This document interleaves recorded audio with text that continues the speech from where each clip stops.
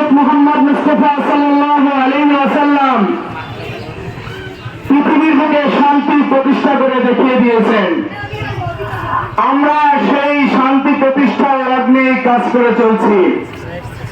কিন্তু আমরা যদি আমাদের রাসূলের আদর্শের অবস্থান ভেবে দেখি, তার জীবদ্দশায় যে সমস্ত ইহুদি নাসারা খ্রিস্টান এই শান্তি প্রতিষ্ঠার লগ্নে বাধা হয়ে দাঁড়িয়েছে, শুধু হযরত মুহাম্মদ মুস্তাফা সাল্লাল্লাহু আলাইহি ওয়াসাল্লাম একা নন, তার যত সাহাবায়ে কেরাম ছিলেন তাদের প্রত্যেকের শেষ বিন্দু রক্ত দিয়ে ইহুদি খ্রিস্টানদেরকে রুখে দিয়ে ইসলামের শান্তি প্রতিষ্ঠা করেছেন।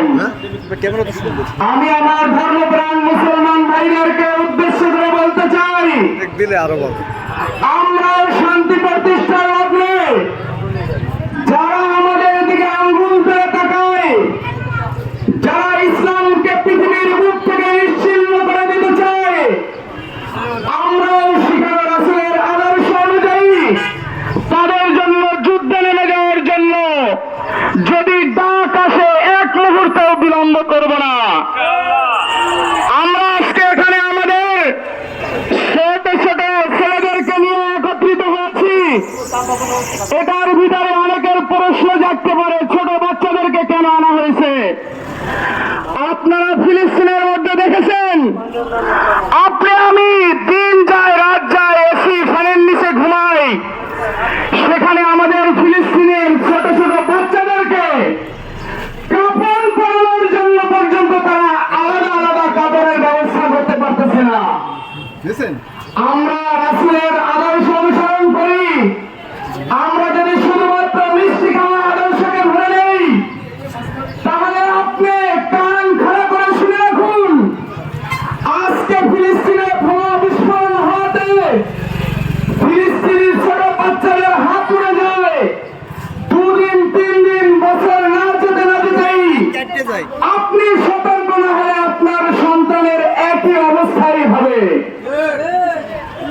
কোরআনের ভিতরে আসছে ইহুদি খ্রিস্টান এরা কখনো মুসলমানদের বন্ধু হতে পারে না। তারা এক একটি রাষ্ট্রকে ধরে ধরে ইসলামকে নিশ্চিহ্ন করার পায়তারা করতেছে।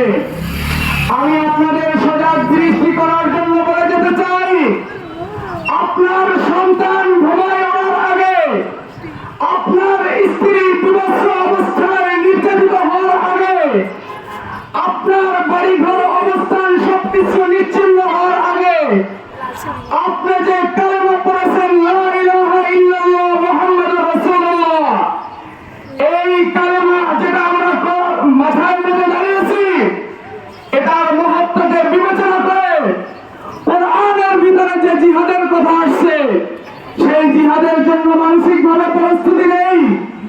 যদি প্রস্তুতি নিতে না পারি, তাহলে আপনারা ইতিমধ্যেই দেখেছেন আমাদের পার্শ্ববর্তী রাষ্ট্র ভারত, সেখানে 40 কোটি মুসলমান বসবাস করে।